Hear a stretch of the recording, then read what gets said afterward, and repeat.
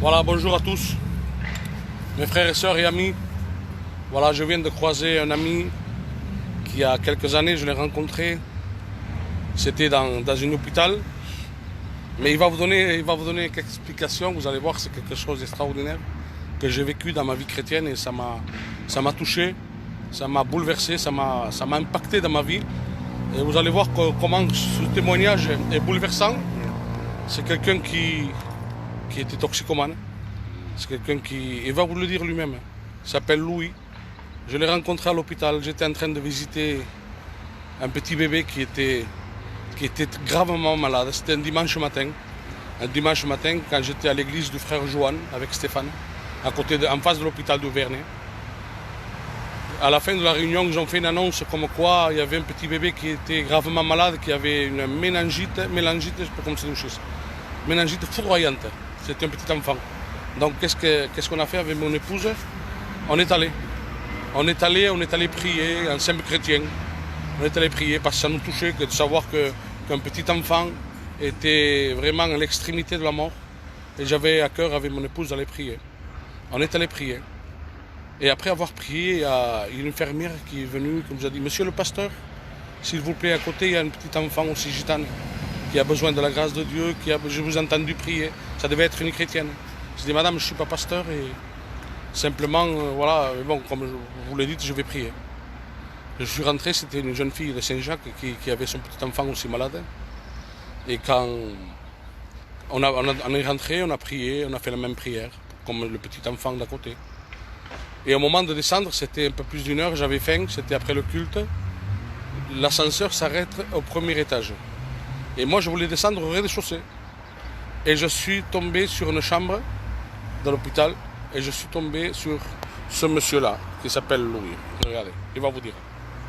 Vas-y Louis, dis-moi. Bonjour, voilà, je suis le frère Thibault, je suis présent. C'est vrai que dans ma jeunesse, j'ai eu beaucoup de difficultés, c'est-à-dire la drogue, les sorties, une mauvaise fréquentation, tout ça, vous voyez.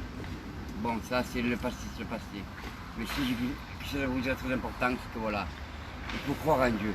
Car Dieu, moi, il m'a vraiment sauvé, grâce au frère Thibault qui est ici présent. Grâce à Dieu. Et je sais que Dieu est grand et il donne beaucoup d'amour pour tout le monde qui en a besoin. Je sais que tout le monde a besoin de Dieu. Louis, qu'est-ce qui s'est passé donc? Ben voilà, tout simplement. Je me parlais comme ça, je me piquais à l'époque. Avec de l'héroïne, s'il n'y avait pas d'héroïne, il y avait des cachets. Alors je me suis piqué tout ça. Regardez mon enfant en bas comme il est devenu, par rapport à l'injection que j'ai posée. Seigneur. Et j'ai eu ce microbe, c'est dangereux. Alors vers le 4h du matin, 5h moins le quart du matin, je vais voir ma mère, en marchant doucement. J'ai dû mettre moins 3 quarts d'heure pour aller chez ma mère. Pourtant, en 5 minutes, j'y suis. Je vais voir ma mère à 5h moins le quart du matin. Elle m'a dit avec son compagnon, amenons-le à l'hôpital. J'étais à l'hôpital et ils ont dit: Monsieur, Madame Montoya, vous avez bien fait de nous amener votre fils, Louis, car il est à mauvais de pointure, pardon, excusez-moi. Bon, bref. Alors, j'ai resté là-bas 1 mois, 3 semaines, et c'est là que j'ai vu le frère Thibault avec son épouse. Ils ont demandé à ma mère s'ils pouvaient prier pour moi. Ma mère, elle, pour vous dire non, elle a dit oui, je n'ai besoin pour mon fils. Ben, Thibault et son épouse, ils sont venus prier pour moi. Et 2-3 jours après, la gloire du Seigneur, la volonté du Seigneur, il m'a permis de venir vous voir maintenant. Amen. Et je marche. Amen. Et tout ça, je dois à une personne, à 2 personnes, à Dieu. Thibault et à Dieu. À Dieu, à Dieu. Amen. Merci Seigneur. Gloire à Dieu. Que Dieu bénisse tout le monde en a besoin de Dieu. Gloire à Dieu. À la rue, tout le monde a besoin de Dieu et d'amour surtout. Amen. Amen. Gloire à Dieu, gloire à Dieu. Vous savez quoi, donc quand je suis rentré dans sa chambre, il n'a pas terminé de dire. Quand j'ai vu sa maman, je lui ai demandé si je pouvais prier pour lui. Bien sûr, sa maman me dit que oui. Mais lui, il n'arrivait pas à bouger. Mais simplement, en clignant des yeux, il m'a fait voir qu'il voulait. Mais il était paralysé. Moi, je ne savais pas vraiment ce qu'il avait. On a prié, j'ai dit demain je viendrai. Comme j'ai dit pour les petits enfants qui étaient plus hauts. Donc le lendemain, on est allé avec mon épouse et on est allé voir les enfants qui étaient malades.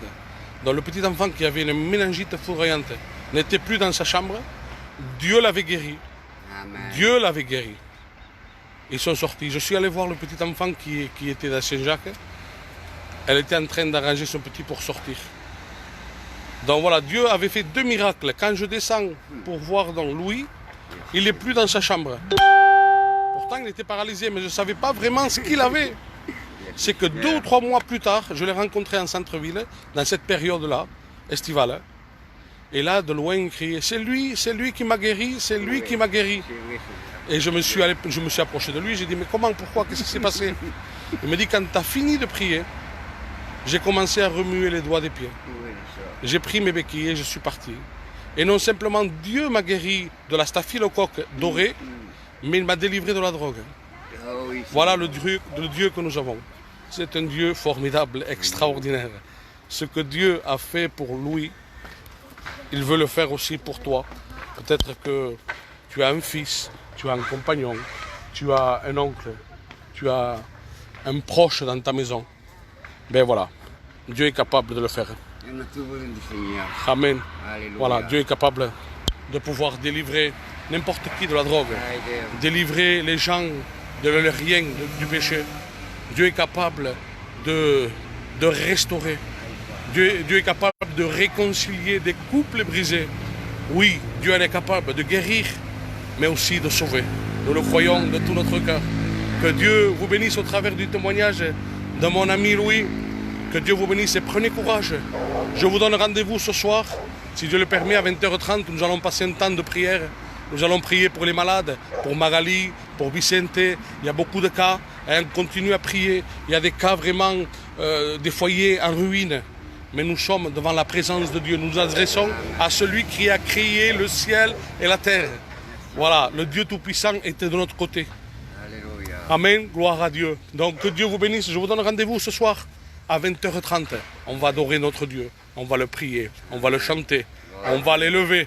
Que Dieu vous bénisse. Amen. Venez déposer vos fardeaux au pied de Jésus. Que Dieu vous bénisse. Amen.